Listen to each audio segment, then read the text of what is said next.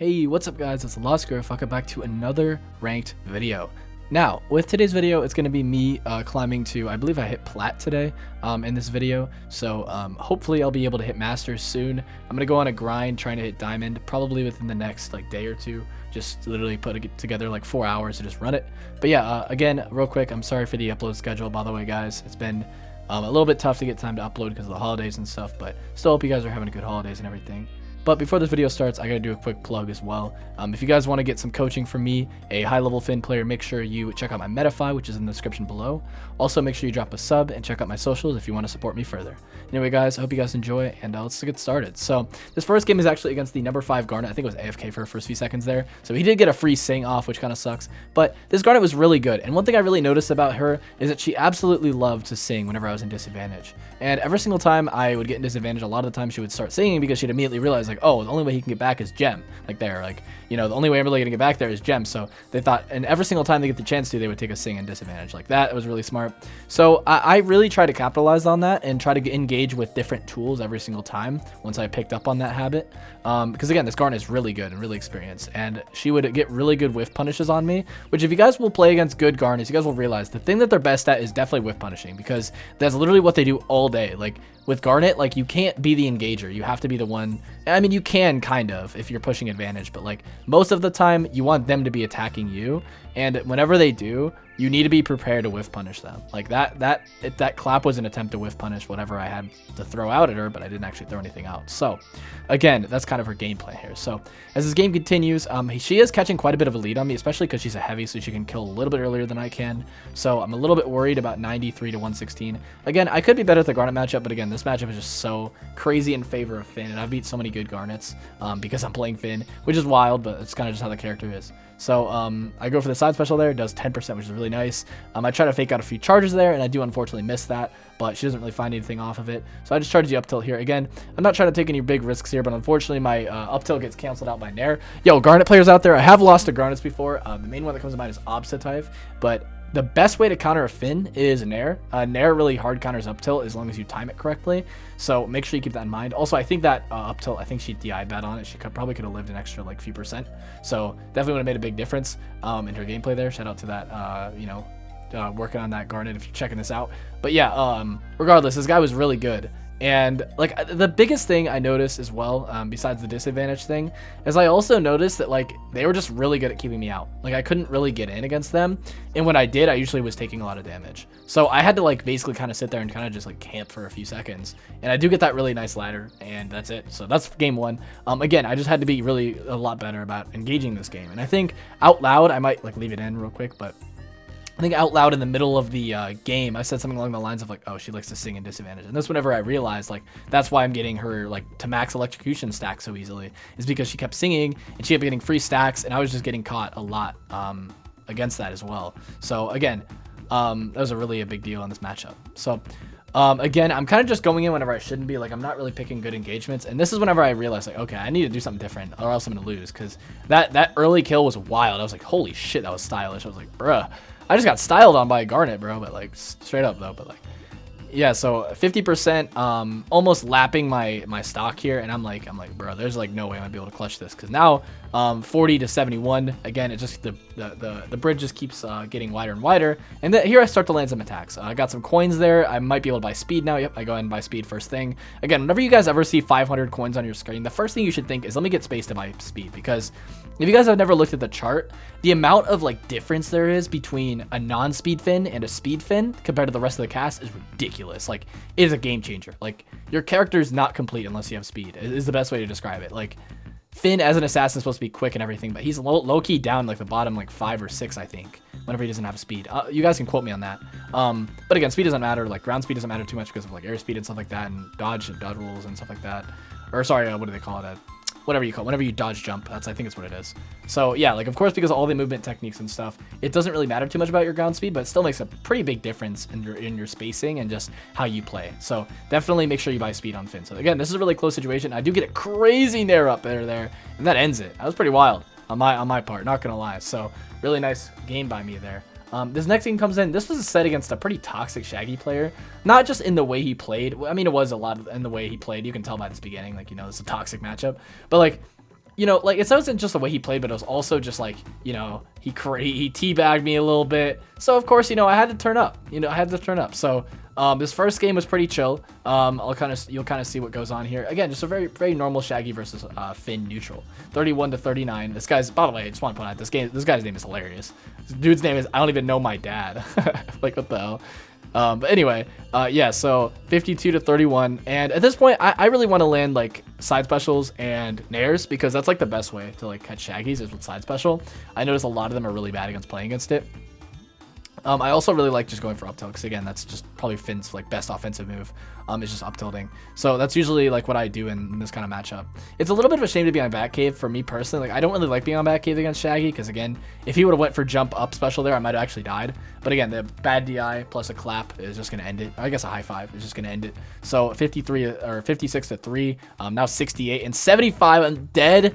That's called paid actor DI, chat, right there. That's some paid actor DI, what I just did. Because I don't think I should have died to that up special. I mean, I did look kind of diagonal, but like still, I don't think that should have killed me. That had to be bad DI or something. You guys can check, or not chat, but the comments can tell me if I should have died to that. But regardless, yeah, so 63 to 35, not too bad of a gap right now for him. He can definitely win this. So it's a really close game. Like, overall, like, even though he did cheese me, like, he's playing well. And this neutral is getting a little bit scary for me, not gonna lie, at this point. So the first thing I want to do is definitely get back up, because I mean, look, 65 to 81, one dare is going to end it for me. So I had to be careful with that. And I do get that crazy up special, finding him up in the air, which was pretty cold. Not going to lie to you. Pretty happy I got that off. That's the first game. So second game comes in, and this thing is so good. Like, if you're on Cromulons, dude, as Shaggy, you literally just get a free charge. Like, that's so wild to me. Like, unless your enemy has a really good way to counter it, if you're playing a Shaggy on this map, you just get a free charge. Like, there's no combating it, because if you do try to combat it, they cancel it, dodge to the right, and then side special, or dodge to the left and side special, whatever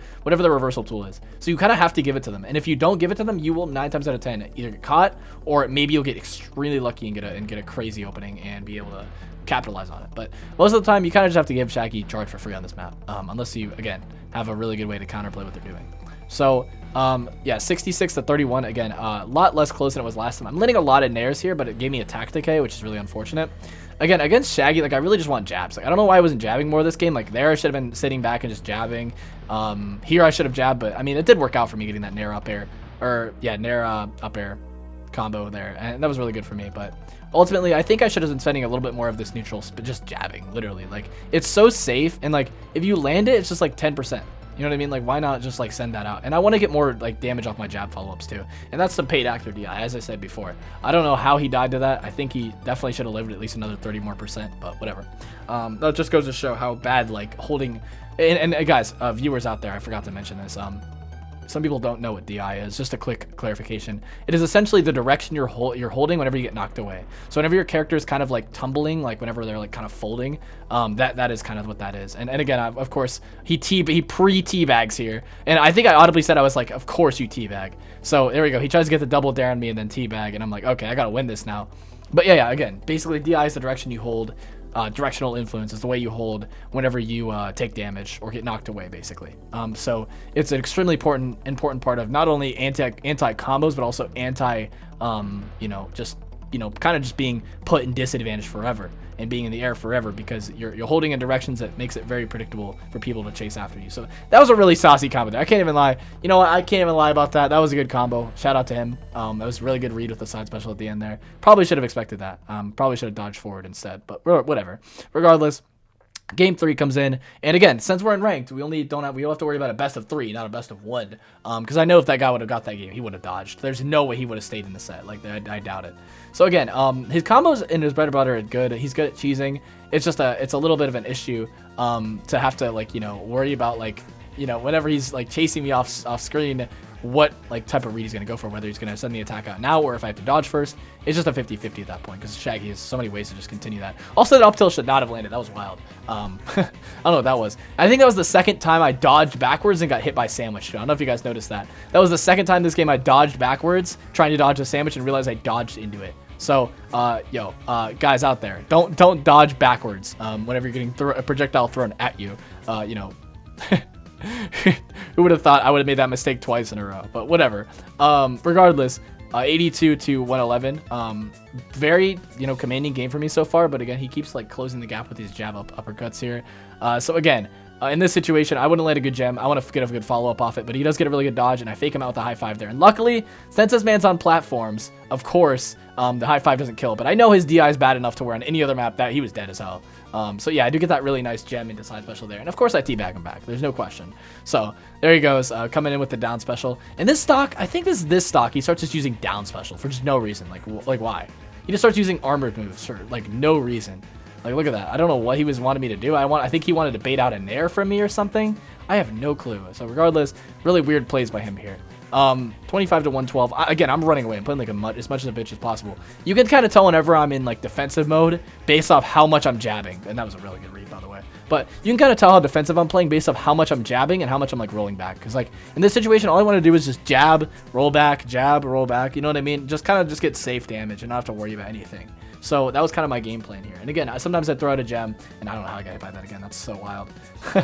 But regardless, he gets a double knee on me. Honestly, that was a little bit scary, not gonna lie, because right now I'm in dare position there. So I knew my mistakes. I immediately jumped back up, made sure I was back on stage. So again, in this situation, I just don't want to get dared. Like, that's my game plan. It's just to not get dared. Because I know that's how he's going to steal the stock from me. That's how it happens against every Shaggy. That's why he waited on the ledge there. That's kind of his game plan. So my best idea is to just not go off stage here.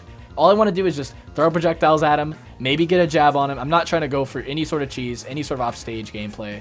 It's just not worth the risk right now. So I throw the apple at him. I do get a really nice damage there with that jab. I do get a nice gem. I don't get to, you know, get any value off of it. Do I?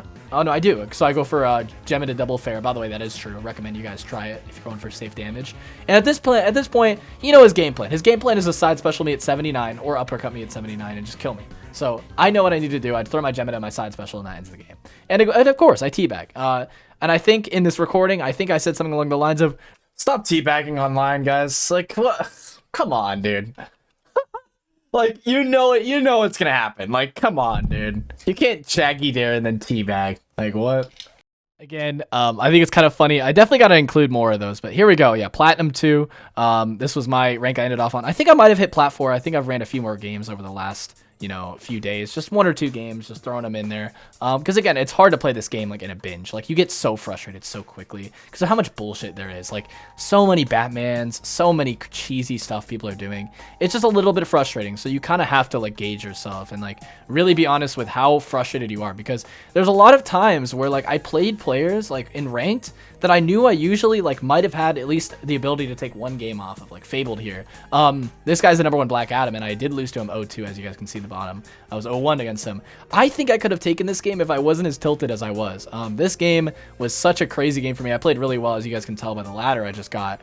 But like, again, and then I played against another player, the #1 Marvin, or top 5 Marvin, named Fire PZ. And I mean, again, a player I know probably I would have beat, but I couldn't include it in the video because of how tilted I was playing, and again, just how disappointed overall was with just my performance because of how tilted I was. So guys, just a quick reminder out there, just make sure that you really gauge yourself and really be honest with yourself about how much you should be playing this game, because as fun as it is, you don't want to like burn yourself out and like really hate the game, and like a lot of people get good at games and then immediately like hate them because they're so burnt out of them because they spent so much time trying to get good. Now that they're good, it just sucks. You know what I mean? So guys, don't let yourself get to that point. Again, 100%, because like sometimes you can just play for a few hours and be really upset. So make sure you take care of yourself while you're playing a fighting game. Don't let your mental get to you. So anyway, guys, I hope you guys enjoyed today's video. Again, please, I would highly recommend it if you want to support, I would highly recommend if you guys want to support me, make sure you check out the links in the description below. We have a very active Discord. I join the VC sometimes there. I also do some pretty cool stuff in there. So if you want to engage in my Discord, I'd really appreciate it. Also, I do have a Metafy. I have been trying really hard to help people improve their game. I have currently done, I think, about 4 or 5 sessions. So if you want to get some good coaching that will teach you about Finn and everything about him and stuff like that, and get you some good fundamentals to get your journey started, definitely make sure you check out my Metafy, metafy.gg/lostgriff. And yeah, thank you guys so much for coming by today. Hope you guys enjoyed today's video, and I'll see you guys next time. Peace out.